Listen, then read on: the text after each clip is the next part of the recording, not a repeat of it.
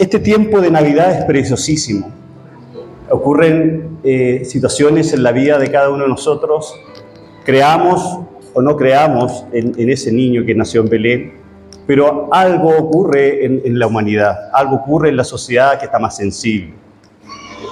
Sin más preámbulo, quiero compartir una palabra del Señor y quiero que me acompañen a leer el libro de Gálatas, ya está ahí en pantalla, libro de Gálatas, capítulo 4, de los versos 4 al 5.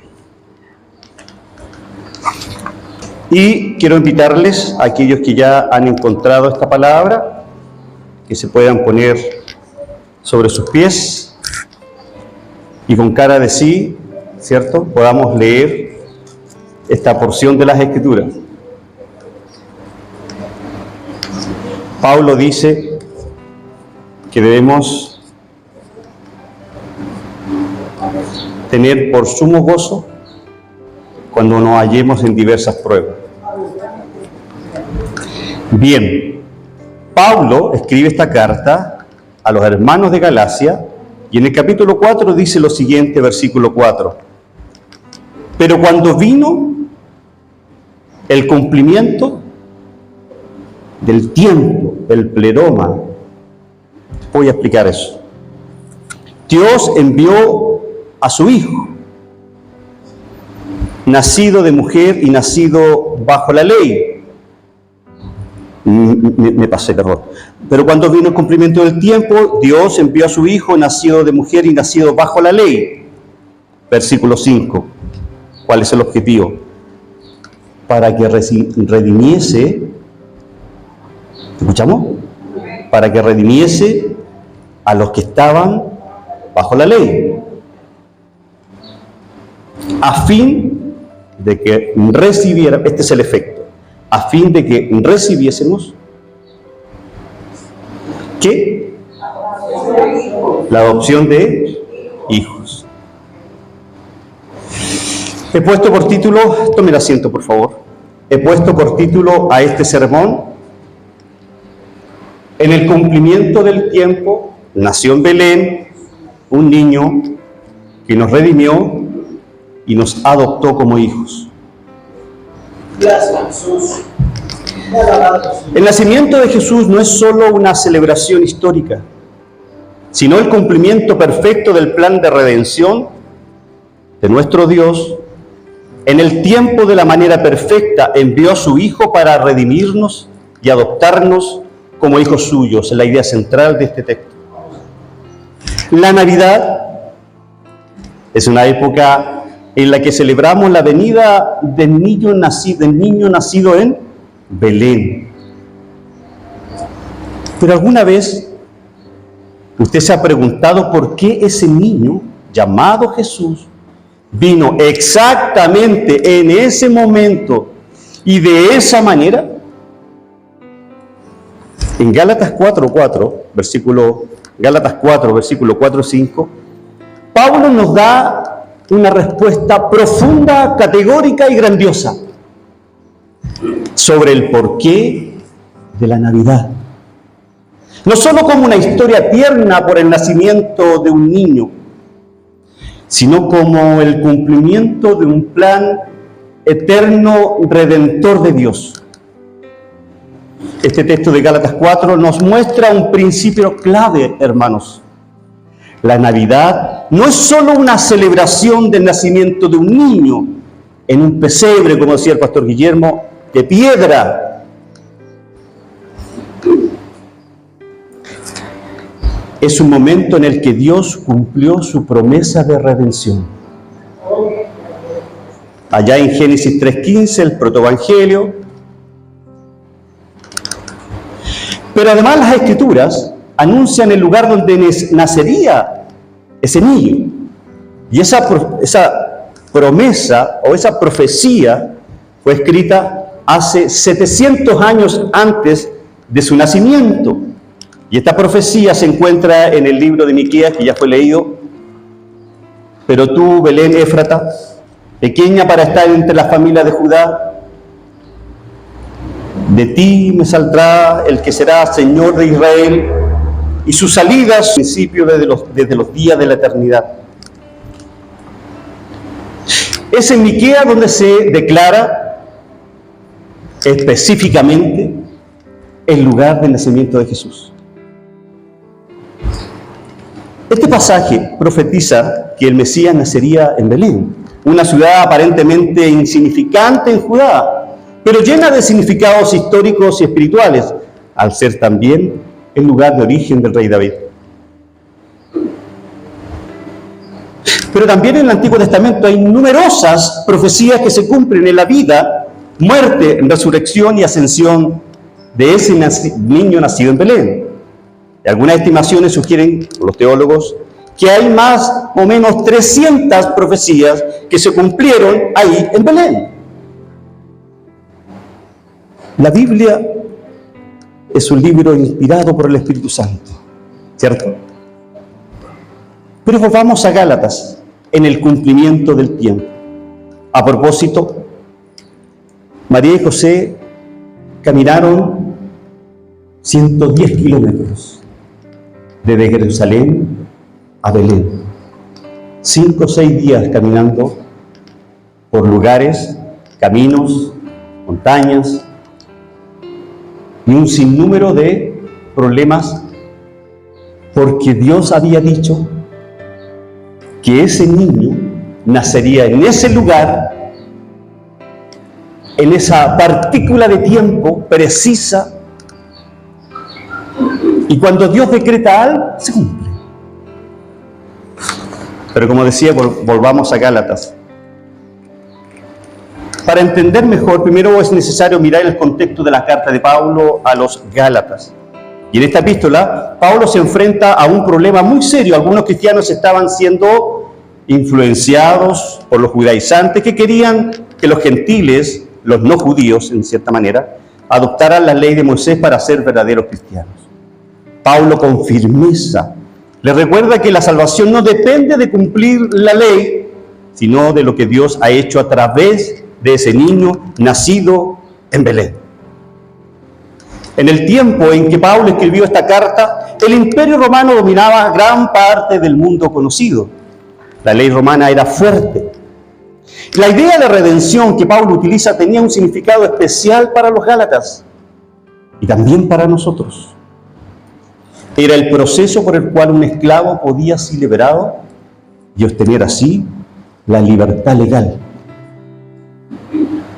Nosotros hoy día no somos, algunos de nosotros, o mejor dicho, antes de Cristo, todos nosotros éramos esclavos del pecado. Cada uno de nosotros, antes de Cristo, era esclavo del pecado.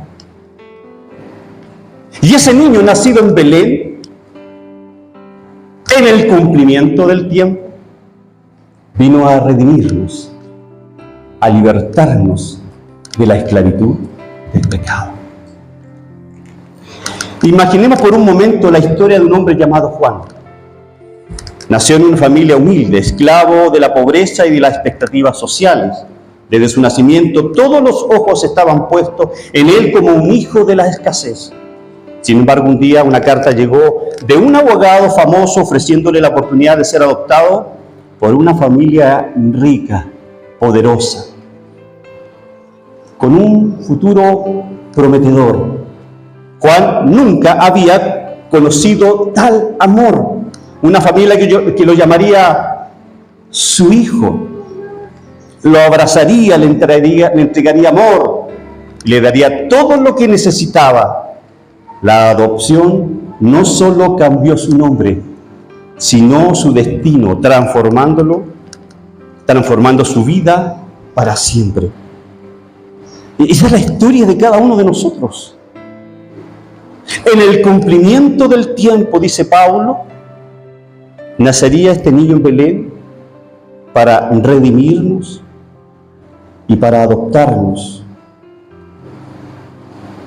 Y ahora somos parte de esta familia rica en bendiciones espirituales.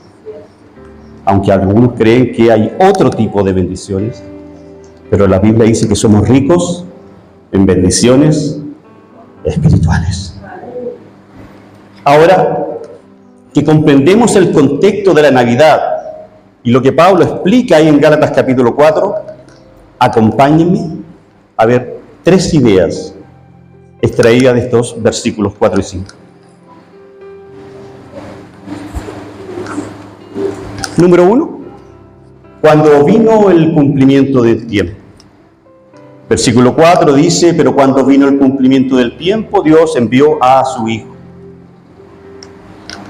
El término cumplimiento del tiempo es clave para entender la importancia de esta frase. Se deriva del griego pleroma. Y pleroma implica que algo ha llegado a su plenitud, que se ha completado. Que usted hagamos una ilustración, usted le echa agua a un vaso. Al límite de ese vaso, si usted le echa una gota más, se rebalsa. En ese preciso partícula del agua que llenó el vaso, se llama pleroma. Y es en la pleroma de Dios que Jesús vino a este mundo y se humanó en Belén.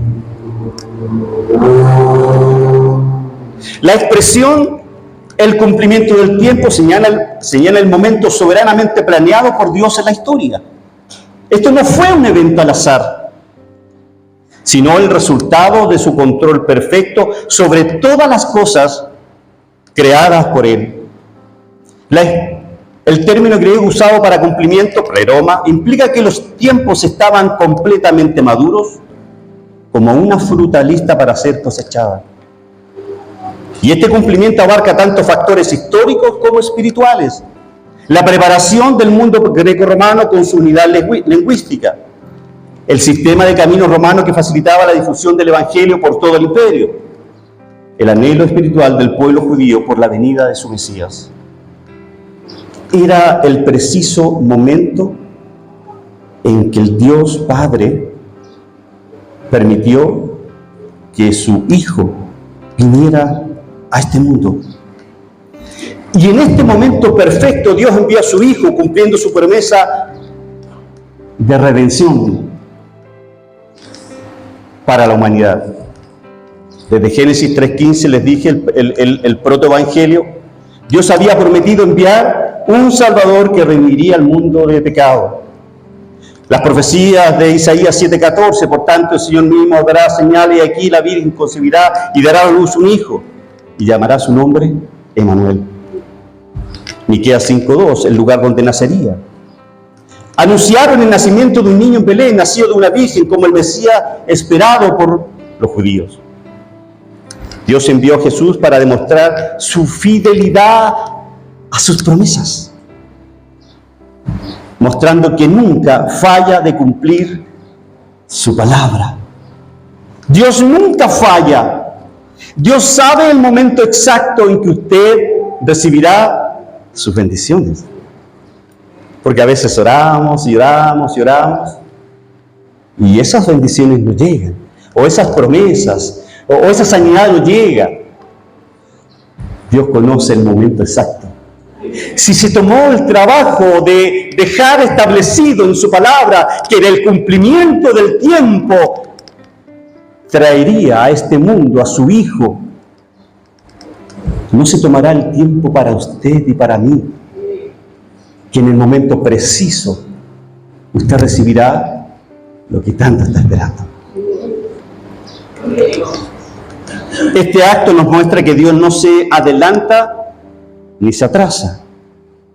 Su plan siempre se cumple en el momento preciso, en el momento perfecto. ¿Puede imaginar el consuelo que esto trae a nuestras vidas hoy? Si Dios actuó en el tiempo perfecto para enviar a su Hijo, también lo hará en nuestras circunstancias. Hay momentos, amados hermanos y hermanas en Cristo, hay momentos en nuestras vidas en los que parece que las promesas tardan en cumplirse. Oramos, esperamos y a veces incluso dudamos de Dios si realmente actuará a favor nuestro. Pero lo que Pablo nos enseña en Gálatas 4:4 nos recuerda algo profundo y transformador. Dios siempre obra en su tiempo. Dios siempre obra en su tiempo. Piensa en el nacimiento de Jesús. Durante siglos el pueblo de Dios había escuchado profecías como un Mesías que vendría a libertarlos. Dicho sea de paso, no nació un 25 de diciembre. Si hacemos un estudio teológico bíblico de las Escrituras, Jesús nació entre septiembre y octubre, en tiempo de otoño. Porque el 25 de diciembre en Belén es invierno, hay nieve, es frío. Y la Biblia nos dice que habían pastores pastoreando. El cielo estaba despejado. Hubo un canto de ángeles. Aunque la Biblia no lo dice, pero es necesario aclararlo, creo yo. ¿Sí? No antes, no después, sino en el momento exacto. Hoy esta verdad debe llenarnos de esperanza. Hoy esta verdad debe llenarnos de esperanza en que Dios cumplirá sus promesas en su tiempo. Así que hoy deje sus cargas y preocupaciones a los pies de este niño que nació en Belén. Ese niño es aquel que controla los tiempos, descansa en su fidelidad y permite que la Navidad sea un recordatorio de que Dios nunca llega tarde. Aunque creamos que Dios llega tarde, pero Dios siempre actúa con propósitos en el tiempo perfecto. Así como el cumplimiento del tiempo nos muestra la soberanía perfecta de Dios, ahora vemos cómo esa soberanía se manifestó en la forma en que Él envió a su Hijo, nacido de mujer, nacido bajo la ley. Este acto no solo revela su propósito eterno, sino también, amados hermanos, su identificación total con nuestra humanidad y nuestra necesidad. Por lo tanto, pasemos a explorar el segundo punto de este sermón, ¿cierto? Que es: Dios envió a su Hijo, nacido de mujer, nacido bajo la ley. La parte B del versículo 4 dice: Dios envió a su Hijo, nacido de mujer, nacido bajo la ley.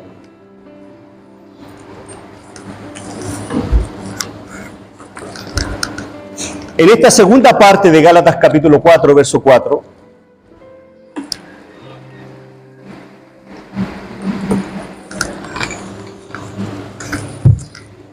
el apóstol Pablo nos ofrece una de las declaraciones más profundas, grandiosas, sobre la naturaleza y misión de Jesús. Dios envió a su Hijo, nacido de mujer y nacido bajo la ley. Este versículo encierra varias dimensiones teológicas esenciales que debemos desglosar cuidadosamente para comprender el profundo significado detrás de estas palabras. Dios envió a su Hijo, nacido de mujer, nacido bajo la ley. Primero, dice que Dios envió a su Hijo. Esta frase subraya que Jesús no fue ni es un simple hombre o un profeta, sino el Hijo eterno de Dios, preexistente y plenamente divino. Repito, preexistente y plenamente divino. Se hizo una encuesta en Estados Unidos y más del 64% de los creyentes nacidos de nuevo no cree que Jesús es Dios. Yo creo que aquí el 100% creemos que Jesús es Dios. ¿Cierto que sí? Compartía no sé con quién, permítame una licencia. Compartía no sé con quién, mi hijo en un devocional, en un culto familiar, me decía: papá, tú me has dicho que Jesús es Dios. Sí, hijo, sí, Jesús es Dios. Pero también me dijiste que Jesús es hombre. Sí, hijo. Explícamelo. Esa pregunta se hace en tercer año de teología, hermanos.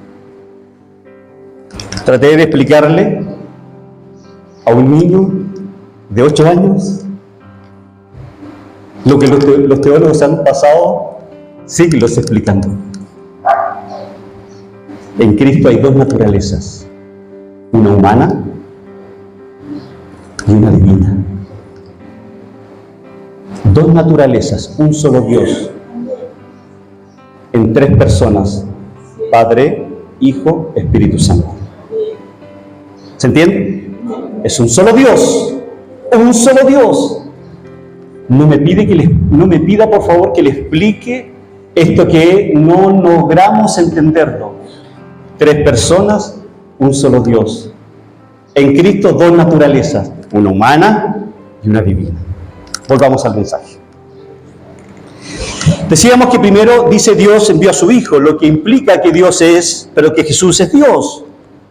Segundo, Pablo añade que fue nacido de mujer. Aquí enfatiza la humanidad plena de Jesús. Aunque era Dios, Él tomó nuestra naturaleza humana para identificarse completamente con nosotros. Estas dos verdades nos hacen mirar la encarnación de Jesús, que es el corazón de la Navidad. El Dios Hijo se encarnó en Belén. Eso es lo que los teólogos llaman la encarnación. En Gálatas 4:4, Pablo nos recuerda que Dios envió a su Hijo eterno y divino para nacer de mujer, asumiendo nuestra humanidad. Y esto significa que el Creador del universo entró en el tiempo y espacio. Escúchame bien. Esto significa que el Creador del universo, porque Jesús es el Creador del universo.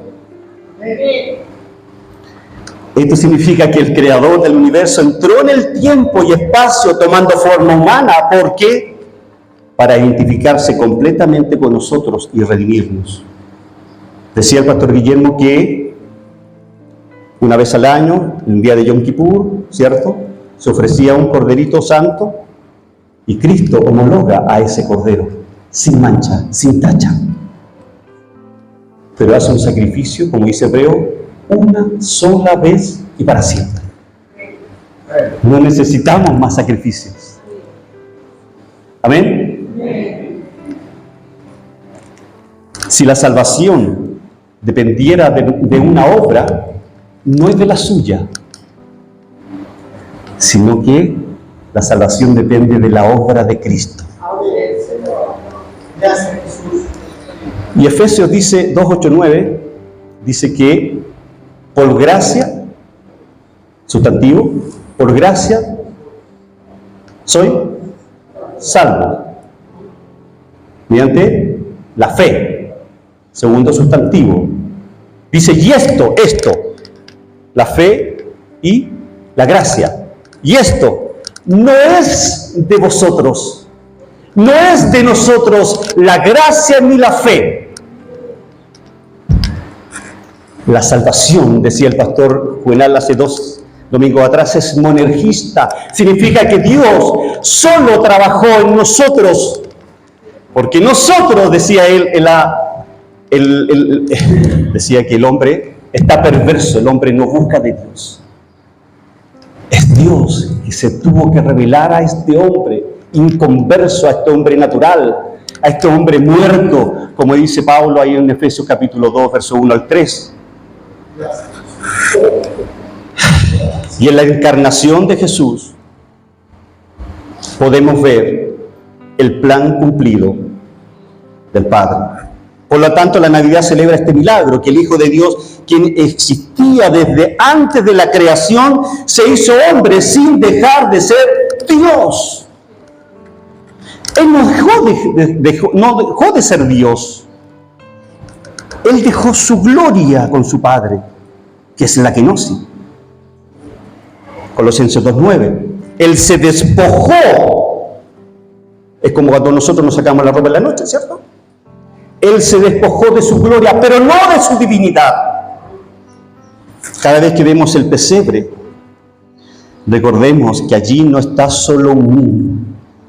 Está el Salvador encarnado, Emmanuel, Dios con nosotros, quien vino a redimirnos y darnos, como decía Ignacio, vida eterna. Esto es lo que realmente celebramos en Navidad. Amada Iglesia UIS Cerrillos y los que nos visitan hoy por primera vez, no lo haga, pero escúchame, cierre sus ojos por un momento e imagine este cuadro. El cielo lleno de gloria, donde ángeles adoran día y noche al Dios eterno, un lugar donde no hay dolor, ni lágrimas, ni limitaciones. Y ahora imagina al Hijo de Dios dejando ese trono de majestad para venir aquí, a este mundo caído, perverso por el pecado, a un lugar lleno de dolor, pobreza y oscuridad. Eso es lo que celebramos en Navidad, que Dios envió a su Hijo, la encarnación divina, para redimirnos y para adoptarnos como hijos de Él. No porque lo merecíamos, hermanos, porque ninguno de nosotros se merecía este regalo, este don de la gracia y la fe. Ninguno de nosotros. No porque fuéramos buenos, porque éramos todo malos, dice Pablo en Romanos capítulo 3, versículo 10 en adelante. Éramos malos. Nos acostábamos a la noche y dormíamos y pecábamos. Nos levantábamos y pecábamos. Íbamos al trabajo y pecábamos. Cruzábamos la calle y pecábamos. Porque éramos por naturaleza hijos de ira. Éramos hijos de Satanás. Cada uno de nosotros era hijo de Satanás. Y a eso Cristo vino a Belén, a redimirnos, a librarnos del pecado y a adoptarnos como hijos de Él y a darnos esta salvación eterna, segura, gloriosa en Cristo. Jesús no vino como un rey terrenal con ejércitos y poder, sino como un bebé indefenso, nacido de una mujer, para experimentar todo lo que tú y yo enfrentamos. Él sintió hambre, sí. Cansancio, sí. Tristeza, sí, cuando murió su amigo Lázaro. Y hasta el dolor de la traición de Judas, de Pedro. Sí, Judas, Pedro lo traicionó. No vamos a contar esa historia porque la sabemos. ¿Por qué lo hizo? Porque sabía que solo al hacerse como nosotros podría salvarnos. Él no solo nos entendió, tomó nuestro lugar. ¿Se entiende? Para entendernos, Él se tuvo que humanar en Belén, en ese pesebre de piedra, hediondo, lleno de moscas. Porque el pesebre, como decía el pastor Guillermo, era un pesebre donde habían animales. O sea, imagínense la inmundicia que había ahí. Y en ese pesebre nació el rey que me vino a salvar. En ese pesebre nació el Rey de Reyes y el Señor de Señores, que lo vino a salvar a usted y a mí, a darnos redención, a adoptarnos como hijos. Ahí fue, en ese lugar, donde los astros se conjugaron y anunciarnos que la salvación eterna venía a este mundo. Amados y amadas, tenemos esto, un niño nos ha nacido, un niño nos ha sido dado. Todos sabemos esto y lo pasamos por alto. Pero si tú eres padre, o si usted es una madre, ¿daría a su hijo para que muriera por alguien culpable? Levante la mano, ¿quiénes harían eso? Yo escondo mis manos. ¿Saben por qué? Porque yo no daría la vida de mi hijo para salvar a un culpable, a un delincuente, a un drogadicto. Yo no daría la vida de mi hijo para salvar a un delincuente que es culpable del delito por el cual tu hijo sería crucificado. ¿Lo darías para salvar a un enemigo? No lo daríamos probablemente ni siquiera para salvar a un amigo.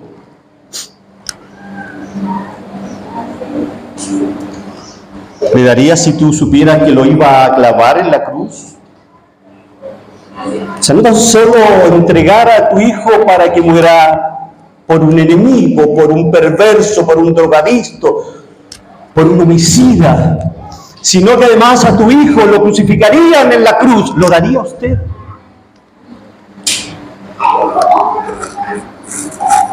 En una ocasión escuché a un predicador que tenía mucha edad.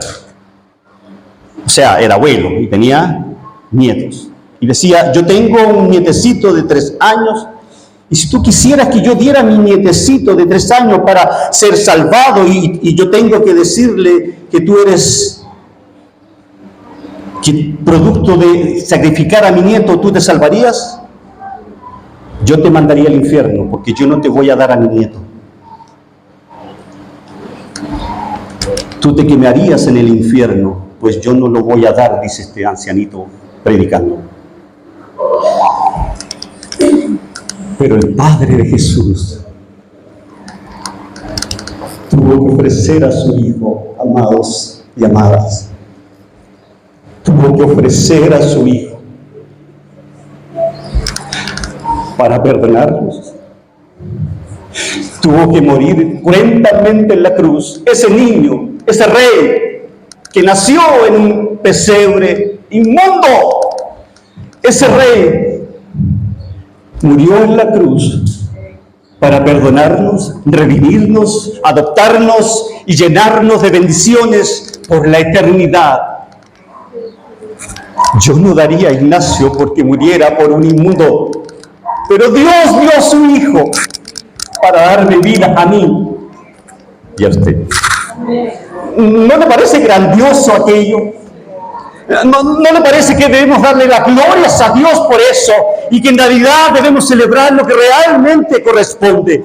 Que el Salvador del mundo vino a darnos, a redimirnos y a adoptarnos como hijos para ser ricos en bendiciones espirituales.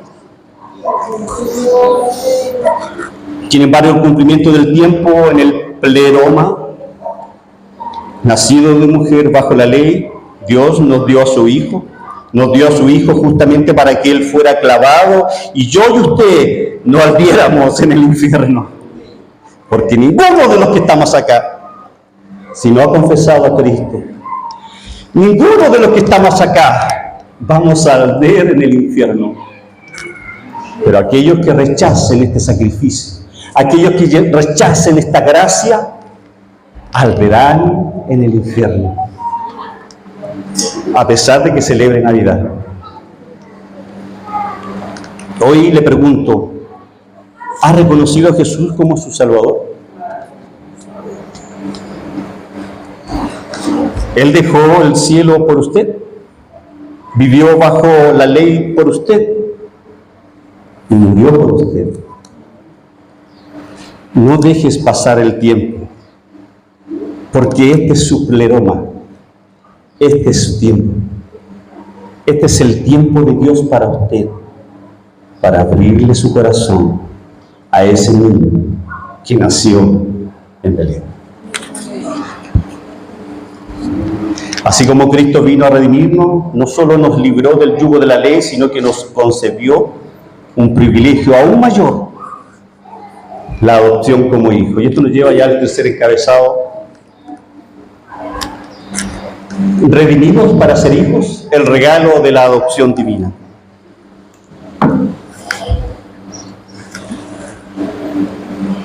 Versículo 5 dice, para que redimiese a los que estaban bajo la ley, a fin de que recibiésemos la adopción de hijos. La verdad hace calor, mucha calor. Y en este versículo Pablo subraya que la redención que Cristo logró no es solo para librarnos de la condena de la ley. No tan solo Cristo vino para librarnos de la condenación de la ley, sino que implica una transformación radical de nuestra identidad de esclavos bajo la ley a hijos amados de Dios. Como somos adoptados, somos herederos de Dios, ¿cierto? ¿Sí? ¿Sí? Somos herederos de Dios, ¿no? Vamos a heredar las riquezas de nuestro Dios, ¿sí? Tenemos la seguridad de nuestra relación con Él y las promesas de una herencia eterna. Para finalizar, hermanos,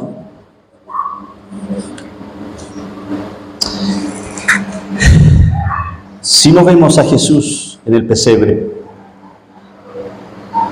escuche bien, si no vemos a Jesús en el pesebre, no lo podrás ver en la cruz. Si no puedes ver la deidad en el niño envuelto en pañales,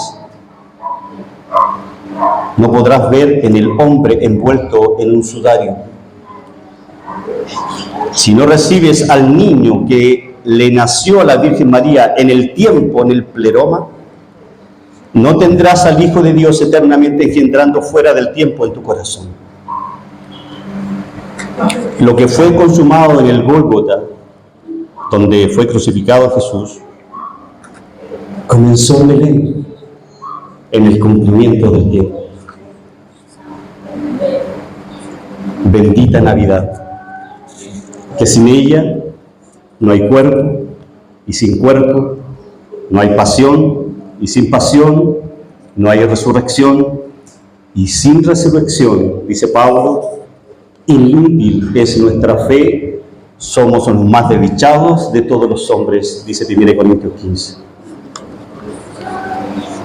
Hermanos, para finalizar, hermanos y hermanas, mientras hemos recorrido las tres divisiones de este pasaje de Gálatas capítulo 4, versículo 4 y 5, es imposible no ver cómo cada línea, cada expresión, cada verdad nos invita a comprender de manera más profunda el gran regalo de la Navidad.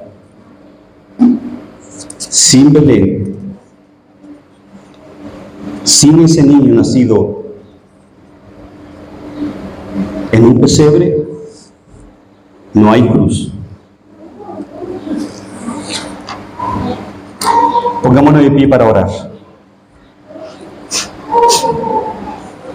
Amado Dios,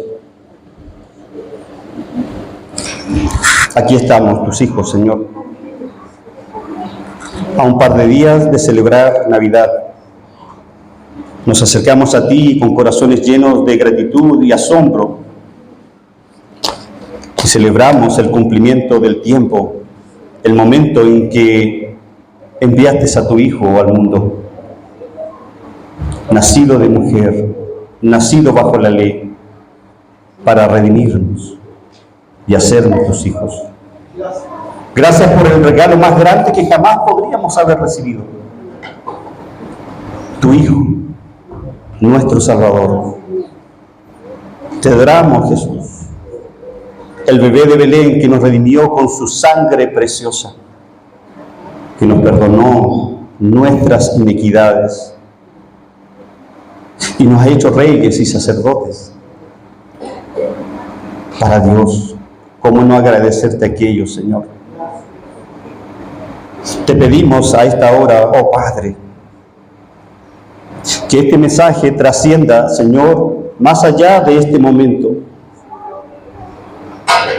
Que el recuerdo del niño en el pesebre, Señor, y el Salvador en la cruz, nos impulse a vivir vidas redimidas y de servicio a usted.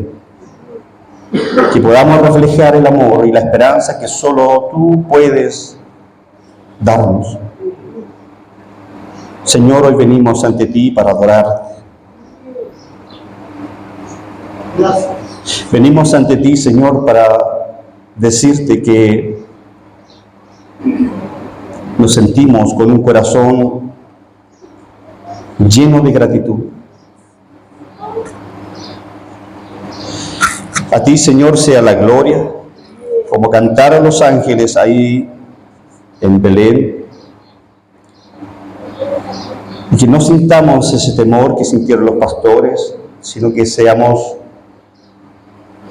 el gozo de saber que en el cumplimiento del tiempo a ti te plació mandar a tu Hijo a morir por nosotros. Gracias te damos, Señor, por Navidad, por tu Hijo, en el nombre de Jesús. Amén y amén. ¿Qué tal si le brindamos un aplauso al Señor?